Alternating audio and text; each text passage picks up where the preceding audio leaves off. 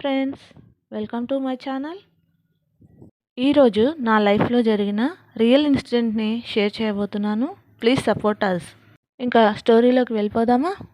కొత్తపల్లి అనే ఒక గ్రామం. ఈ గ్రామం చాలా చిన్న పల్లెటూరు. ఆ గ్రామంలో ఒక వీధి చివరన ఒక ఇల్లు ఉండేది. ఆ ఇంటి చుట్టుపక్కలకి వెళ్ళాలన్నా ఆ గ్రామస్తులు చాలా భయపడేవారు. ఆ ఇల్లు బయట నుండి చూడడానికి నార్మల్గానే కనిపించినా ఆ ఇంటి గురించి రకరకాలుగా మాట్లాడుకునేవారు. ఆ ఇంట్లో ఆత్మలు ఉన్నట్టు, అవి అప్పుడప్పుడు గ్రామస్తులకు కనిపించినట్టు చెప్పుకునేవాళ్ళు. ఒకసారి నేను ట్యూషన్ నుండి ఇంటికి రావడానికి లేట్ అయింది. అప్పుడు నైట్ దాదాపు 9 అయింది. నేను ఆ ఇంటి మీదుగా వస్తుండగా నాకు పక్కనే ఎవరో నడుస్తున్నట్టుగా పట్టీల శబ్దం గల్లు గల్లు అని వినిపించింది. దాంతో నేను చాలా భయపడిపోయి ఇంటికి పరిగెత్తాను.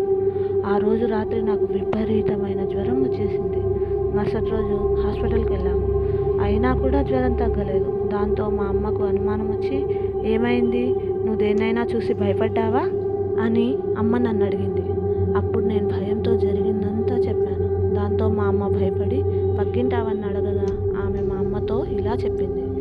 చాలా రోజుల క్రితం ఆ ఇంట్లో జరిగిన ఇన్సిడెంట్స్ని మా అమ్మతో ఆవిడ చెప్పింది. అప్పట్లో ఆ ఇంట్లో భార్యాభర్తలు, వాళ్ళకి 2 పిల్లలు.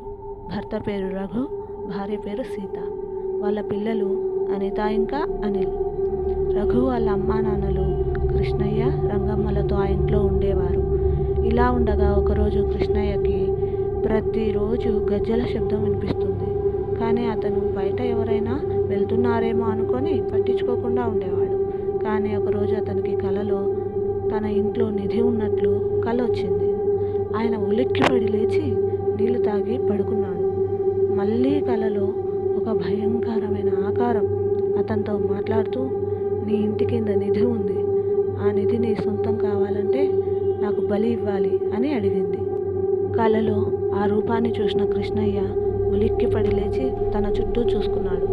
అప్పుడే రంగమ్మకు మెలకువ వచ్చి, ఏమైంది అని కృష్ణయ్యని అడగగా రంగమ్మతో అతను, నాకు ఒక కల వచ్చింది, మన ఇంటి కింద బంగారం ఉందంట, అది మన సొంతం కావాలంటే బలి కావాలంట అని చెప్పాడు.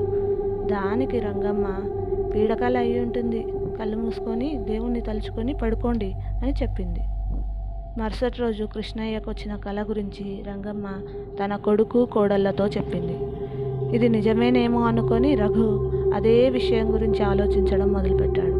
తనకు తెలిసిన మాంత్రికుడికి చెప్పగా అతడు అంజనం వేసి, మీ ఇంటి కింద నిజంగానే నిధి ఉందని రఘుతో చెప్పాడు. రఘు ఆశగా మళ్ళీ ఆ నిధిని ఎలా తీసుకోవాలి అని అతన్ని అడగగా, నేను మీ ఇంటికి వచ్చి ఏం చేయాలో చెబుతాను అన్నాడు. ఆ రోజు అమావాస్య కాగా రఘు తనతో పాటు మాంత్రికుడిని తన ఇంటికి తీసుకెళ్లాడు. అక్కడ అతను క్షుద్ర పూజలు చేసి ఇంటి మధ్యలో ఒక స్థలాన్ని చూపించి, ఇక్కడ త్రవ్వండి అని ఒక ప్లేస్ చూపించాడు. ఆ రోజు నుంచి రాత్రిపూట మాత్రమే రఘు ఆ ప్లేస్లో తవ్వేవాడు. అతనికి తన కుటుంబం అంతా సహాయం చేసేవాళ్ళు. ఎవరైనా బంధువులు, చుట్టుపక్కల వాళ్ళు వాళ్ళ ఇంటికి వచ్చినా అనుమానం రాకుండా జాగ్రత్త పడేవారు. కానీ వాళ్ళ ఇంటికి ఎవరైనా వచ్చినా వెళ్ళిన వారికి తలనొప్పి, కాళ్ళ నొప్పులు, జ్వరం ఇలా రావడం జరిగేది. ఇలా ఉండగా పక్కింటి వారికి రోజు రఘు వాళ్ళ ఇంట్లోంచి ఏదో తవ్వుతున్నట్లుగా శబ్దాలు వస్తుండడంతో గ్రామాధికారికి ఫిర్యాదు చేశారు. వాళ్ళు వచ్చి రఘు ఇంటిని పరిశీలించగా అక్కడ ఒక మనిషి అంత లోతు గుంత కనిపించింది.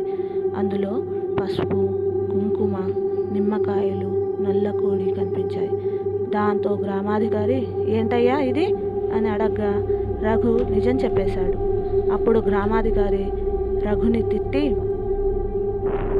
ఇలాంటి వాటి వల్ల ఉపయోగం కంటే నష్టమే ఎక్కువ ఉంటుంది అని చెప్పి ఆ గుంత పూడ్పించి, మళ్ళీ ఇలాంటివి చేస్తే ఊరి నుంచి వెలివేస్తామని బెదిరించి జరిమానా విధించాడు. దాంతో రఘు క్షమాపణలు కోరి జరిమానా కట్టి ఇలాంటి వాటి జోలికి వెళ్ళను అని గ్రామాధికారికి చెప్పాడు. ఆ రోజు నుండి ఆ నిధి విషయాన్ని వదిలేశాడు. కానీ కొన్ని రోజుల తర్వాత నుంచి వాళ్ళ కూతురు అనితకు జ్వరం రావడం మొదలైంది. ఎంతమంది వైద్యులకు చూపించినా ఆమెకు నయం కాలేదు. ఇలా ఉండగా ఒకరోజు సడన్గా అనిత చనిపోయింది. ఆ బాధ భరించలేక ఆ కుటుంబం మొత్తం వేరే ఊరికి వెళ్ళిపోయారు. కానీ ఆ రోజు నుండి ఆ ఇంటి నుండి వింత శబ్దాలు రావడం మొదలైంది. ఆ ఇంటి చుట్టుపక్కలకు వెళ్ళిన వారికి వాళ్ళని ఎవరో పిలుస్తున్నట్టుగా అనిపించేది. కాబట్టి ఆ ఇంటి చుట్టుపక్కలకు ఎవ్వరూ వెళ్ళేవారు కారు అని ఆమె మా అమ్మతో చెప్పింది. మన ఊరి ఆంజనేయ స్వామి గుడిలో తాయెత్తు కట్టించు అని చెప్పడంతో తాయెత్తు కట్టించింది మా అమ్మ. దాని తర్వాత జ్వరం తగ్గిపోయింది. ఇంకెప్పుడు నేను ఆ ఇంటి వైపు వెళ్ళలేదు.